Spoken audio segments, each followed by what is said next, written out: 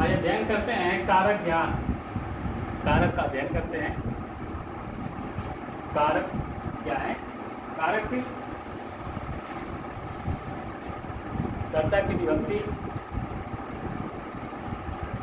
का ज्ञान कराता है कि वो प्रथमा का है, द्वितीया का है, तृतीया का है, और इसका अनुवाद के समय विशेष आवश्यकता पड़ती है। सबसे पहले ज्ञान करते हैं कारक किसे कहते हैं। तो संस्कृत में कारक 6 माने जाते हैं और हिंदी में 8 कारक माने जाते हैं। संस्कृत में 6 क्यों माने जाते हैं? तो उसके लिए दिया है, सूत्र है कि साक्षात क्रियान्वयित्वम कारकत्वम, अर्थात क्रिया के साथ सीधा संबंध रखने वाले कर्ता को ही कारक कहते हैं। जब कर्ता क्रिया के साथ सीधा संबंध रखता है तब उसे कारक कहते हैं। तो इसलिए संस्कृत में 6 कारक हो जाते हैं और हिंदी में 8 कारक हो जाते हैं।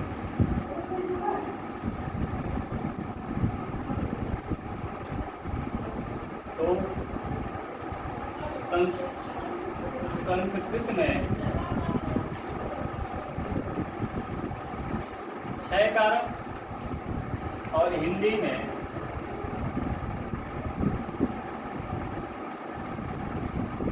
8 कारक हो जाते हैं। पहला कारक है कर्ता कारक। कर्ता कारक के लिए सूत्र है स्वतंत्रता कर्ता, अर्थात कर्ता क्या हो तो स्वतंत्र हो। कर्ता माने कार्य को करने वाला। उसमें होती है प्रथमा विभक्ति, चिन्ह होता है ने। यदि अब है कारक, सूत्र, विभक्ति और चिन्ह।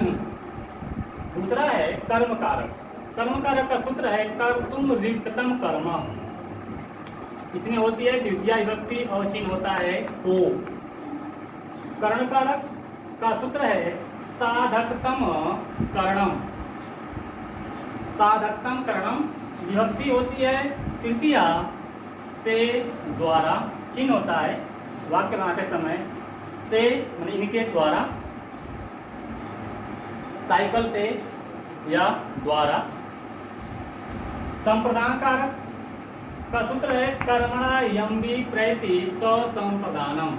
विभक्ति है चतुर्थी और चिन्ह होता है के लिए।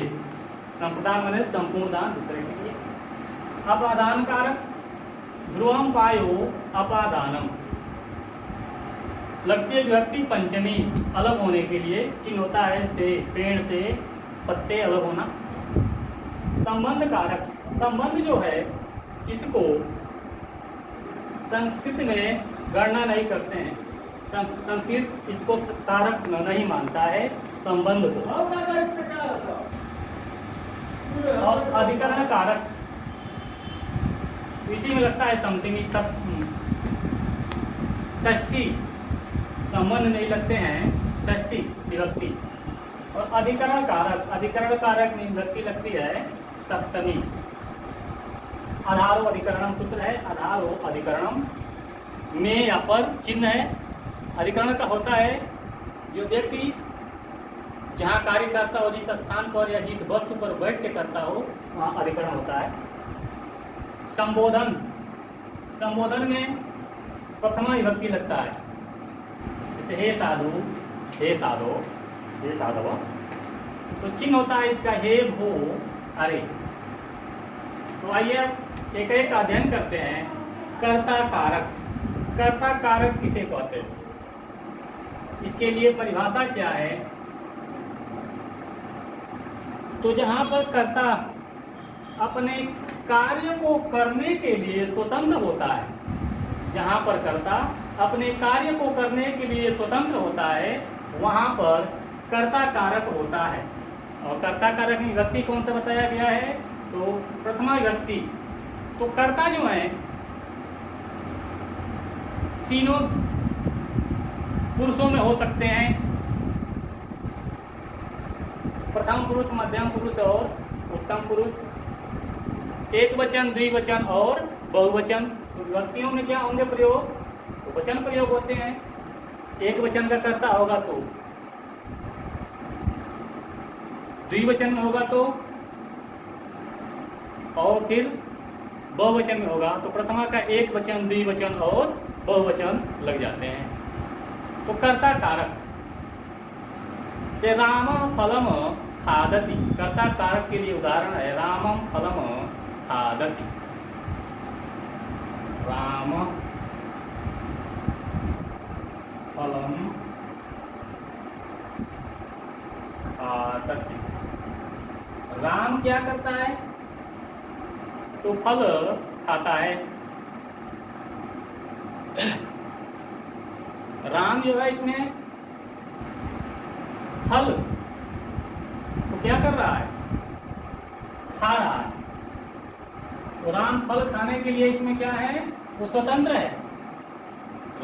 राम की इच्छा है वो फल खाए या न खाए, वो स्वतंत्र है। रमेश गृहम गच्छति, रमेश गृहम गच्छति। राम इसमें क्या है? रमेशा में प्रथमा लगा हुआ है, इसमें रमेशा में प्रथमा लगा हुआ है। तो रमेशा गृहम गच्छति, रमेश घर जाने के लिए क्या है? स्वतंत्र है। तो ये होता है प्रथमा विभक्ति, कर्ता कारक। दूसरा है कर्म कारक। कर्म कारक किसे कहते हैं? इसका सूत्र है कर्तुम विशिष्ट कर्म द्वितीया विभक्ति। तो कर्म कारक कर्ता क्रिया के द्वारा जिसको सबसे अधिक प्राप्त करना चाहता है उसमें कर्म कारक होता है। अर्थात कर्ता अपने कार्य के द्वारा जिसको प्राप्त करना चाहता है वहाँ पर कर्म कारक होता है। जैसे सीता फलम खादति, सीता फलम खादति। अब यहाँ क्या है? फलम। सीता खाना चाहती है लेकिन क्या? फल खाने की क्या इच्छा हो रही है? तो फल। तो कर्ता जो कार्य को कर रहा है उसमें सबसे प्रधानता किसकी है? तो भोजन की, भोजन प्रकट करना, वो फल को चाहती है। अहम मित्रम पश्यामि, अहम मित्रम पश्यामि।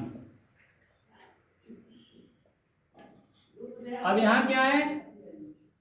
अहम मैं, उत्तम पुरुष का है, एक वचन। मित्रम पश्यामि, मैं मित्र को देखता हूं। तो मेरे देखने का कार्य कौन सा हो रहा है? किसको? तो मित्र को। मेरे लिए प्रिय क्या है? इष्ट कौन है? तो मित्र हैं। तीसरा है कर्ण कारक। कर्ण कारक सूत्र है साधकतम कर्णम। कर्ण कारक किसे कहते हैं? तो जहां पर कर्ता